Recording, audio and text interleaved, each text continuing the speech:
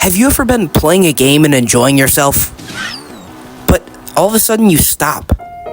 You look at your surroundings, slowly panning the camera, and enjoy the ambiance as you take in all this wonderful game design. I do this all the time, and I absolutely love it. However, we are in winter, so today I'd like to talk about the snowy ambiance of video games. Despite it being really easy for me to just pick Mount Wario and Mount Wario 4 more times, I really did put a lot of thought into what I pick. I hope you enjoy, but just know I am not a pro-level game design expert myself. I'm someone who likes to look at the blades of grass in Mario vs. Rabbids. Do I look like a professional?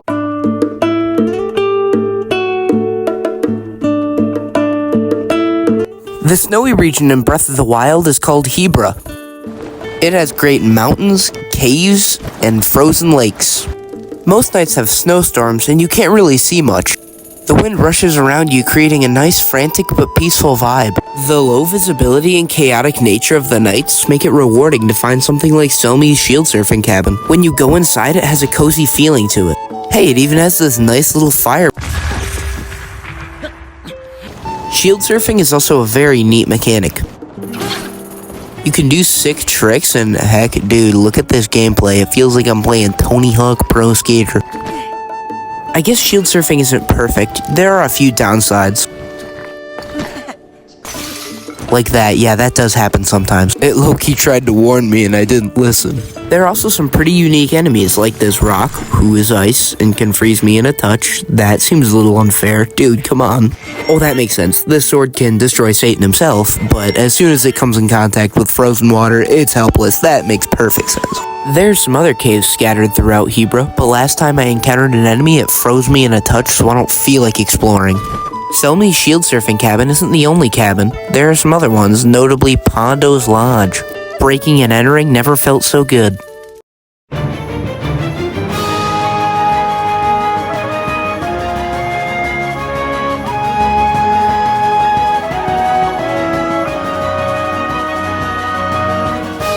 In Tears of the Kingdom, the snowy area expands into and beyond Rito Village. When you get there, you get this nice heartwarming cutscene. Is that you? It is you! Link!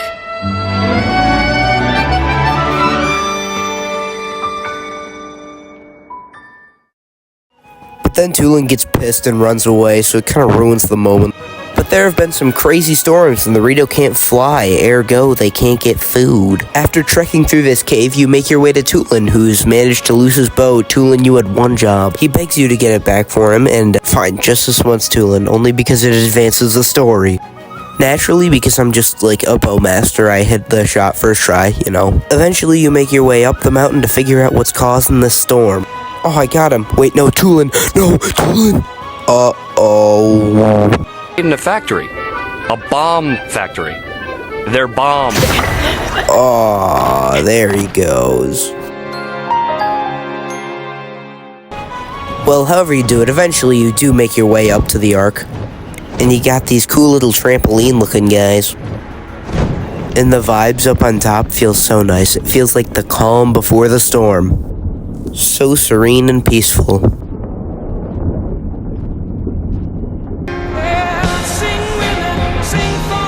Time to make your way down to the Wind Temple.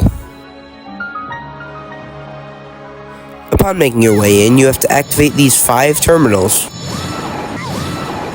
Doing so unlocks this here door. This isn't to say though that that's an easy feat. You do have to do a decent bit of exploring. And just remember, only attack if provoked. What? He looked at me funny. This weird thing also happened with the bicycle. I don't think that's a feature. It just started breaking it down for me, like what? Why did Broski get hit by a Fortnite boogie bomb? What's going on here? Aw, it fell. Well, eventually this battle does have to start.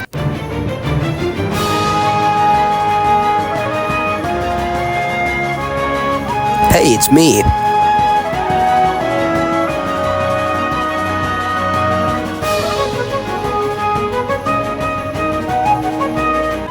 Oh my gosh, what are you? You're like a turtle and a snake, what?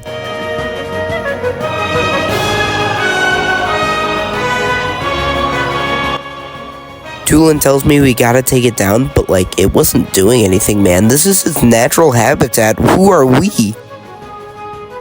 You can either take it out with a bow or a link. And okay, I have a bone to pick with this guy. Why can he teleport? That's so unfair, dude. Like, I can't teleport whenever I want. When you finally get him whittled down to half health, he enters stage 2 where he summons tornadoes for some reason. I don't know, man. It's Zelda. I'm confused. However, you eventually can beat him, and honestly, it's not all that hard of a boss, but it is a memorable one. Not all that hard of a boss. Not all that hard of a boss. But just kidding, Colgera, you suck. But here we go, the final couple shots. I wonder what I get for beating him.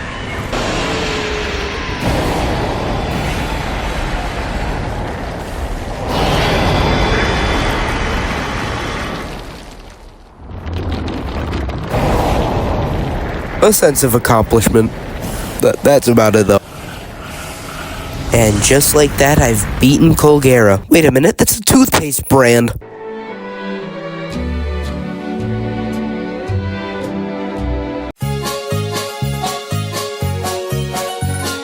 This location in Mario Kart Double Dash just has such a lovely vibe to it. It feels like a nice snow day. It's so bright out and it feels all happy. But honestly, I'm not here to talk about the GameCube version all too much. I'm here to talk about when they accentuated all these vibes in Mario Kart 8. You see, this addition to Mario Kart 8 made a lot of sense. It would ensure that the Wii U would sell 2 units. But I think Mario Kart 8 took this nice little daytime stroll and turned it to a nice nighttime drive.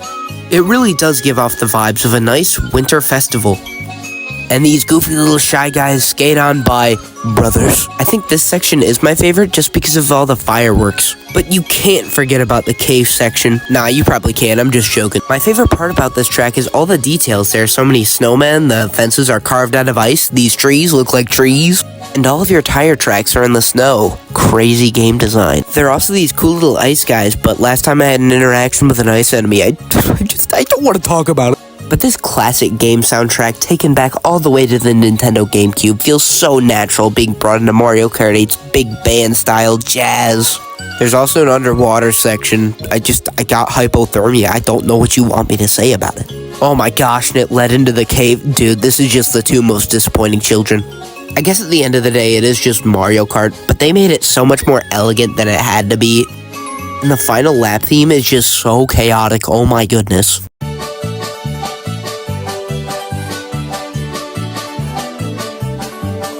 Like, I don't think I would let my kids run this lap theme. My goodness. It sounds like drinking and driving the soundtrack. Mario Kart already is great for holidays and gatherings. However, this track makes it even feel better for Christmas time.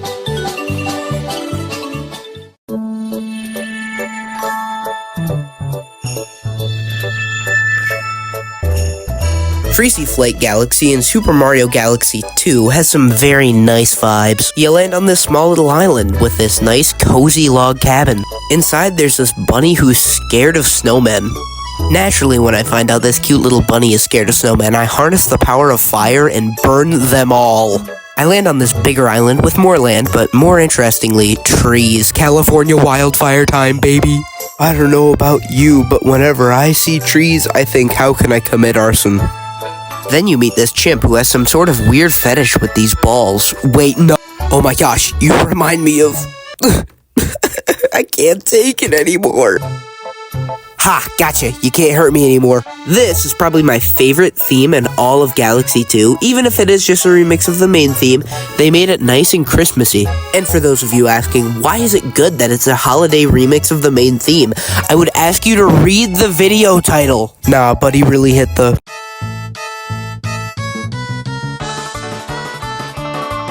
The McDonald's play place wishes, bro. It could never be this cool. Die, Kill yourself. So stupid. I want a divorce. I hate you. Shut up. Wait, we're married? Quit uploading. No, I was talking about the other guy. Cut that out. No one thinks you're funny. I'm sorry, that wasn't funny. That's on me. Do you get it? Cause it's a me. I'll leave now, I'm sorry. Not only was that not in the script, it also had nothing to do with Mario. Once you finally leave that slide that we won't ever talk about again, we get to this lava area. I don't know why, Galaxy just cannot help itself from doing fire and ice themes. Like, come on, where in the word Freezy Flake do you see anything lava related? Huh. How about that? Well, anyways, it does create some pretty nifty opportunities for game design. You see, there's these snowballs that you hit, and then it turns into a platform for a little bit, but then you can hit it back on snow, and it grows. It's kind of cool. I thought it was cool. There are some pretty minor puzzles around here, but the main event is obviously this big old Bowser statue. You grab onto this fire flower and do my favorite thing, defacing of private property. You see, Bowser might be the villain, but who's worse at the end of the day? Yeah, okay, it's still probably Bowser. You know, Mario Galaxy is so fun, it's great for the holidays. And this Galaxy, 10 out of 10. However, if there is one downside to this Galaxy, it's probably the fact that I couldn't come up with a transition to this next bit.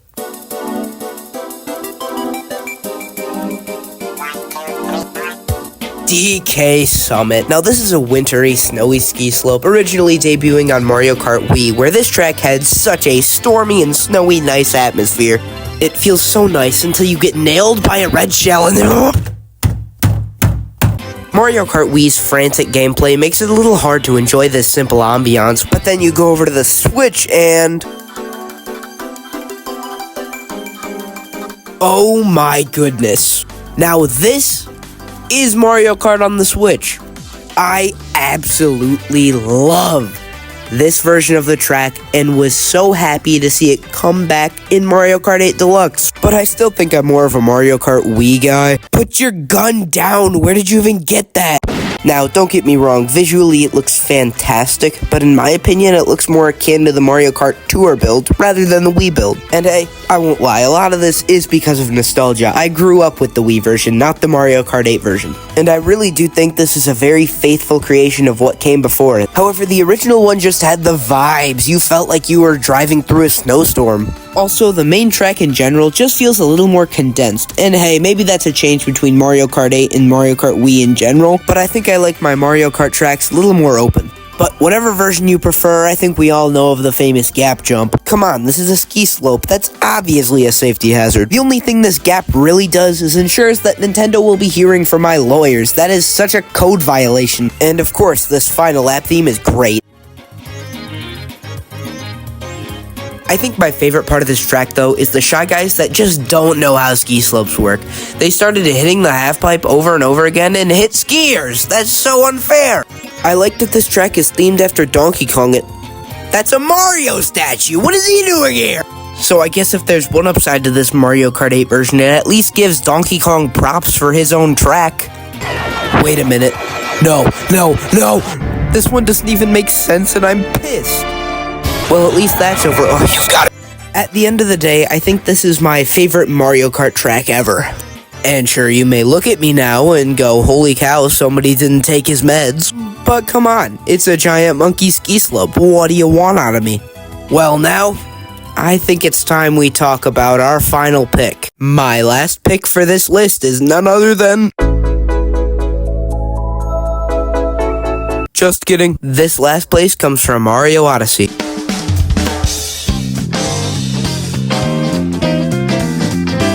After collecting enough moons in the Metro Kingdom, you're given a choice whether you want to go to the Snow Kingdom or the Seaside Kingdom. After picking not the Seaside Kingdom, you land in Shiveria.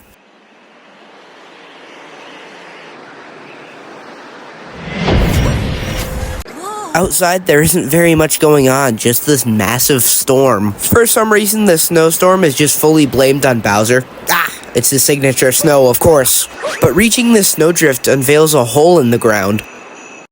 And underground is none other than Shiveria Town. This is probably one of the best snowy vibes in any Nintendo game. You're just underground, all cozy with these little puffballs and jackets. You already have fur, what's the point of the jacket?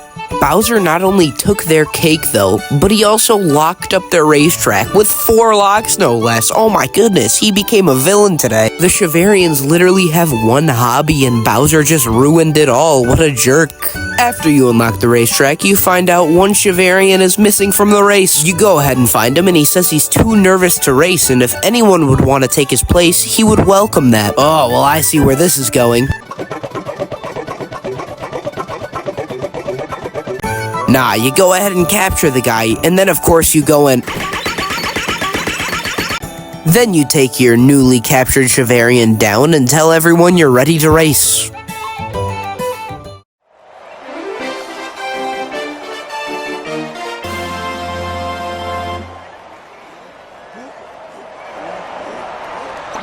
This is the part of the video where I unveil my hidden talent for clicking B at the right time. Yeah, this mainly boils down to just clicking B at the right time when you hit the ground. These wintry vibes though are just so great. You have glitter, you have snow, you have all of these Shiverians coming out to watch you race. This gameplay is a blast, even if it is pretty easy. Get back on the track, get back! Nah, the gameplay is pretty easy. It just amounts to making sure you're on the track, but it's honestly pretty fun still. Maybe if they made it a bit harder, oh my gosh, not again, get back! But after you do eventually win the Bound Bull Grand Prix, you're granted a reward. You get the triple moon.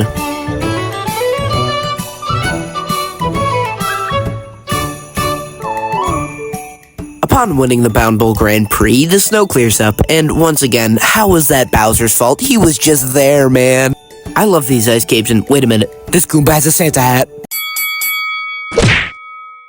I think this is one of my favorite snowy locations in video games, from the way the Shiverians look to this nice rustic build. These vibes just look immaculate anywhere, even if I'm not doing anything important, or just messing around, or just messing around. And these caves are just so atmospheric, like nothing has ever been down here.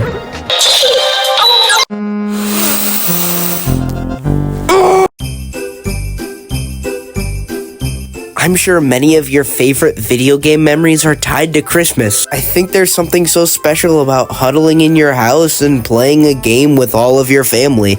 And nothing could be better than spending the holidays with those close to you. Alright, this is about video games. How did this get deep?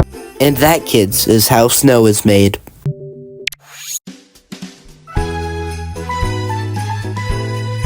Thank you so much to all of you who stayed watching to the very end. Now, you must have enjoyed this video somewhat to get to the end, so just click on a video, you're bound to enjoy the other ones. Or subscribe, that's an even greater Christmas gift for me. Yeah.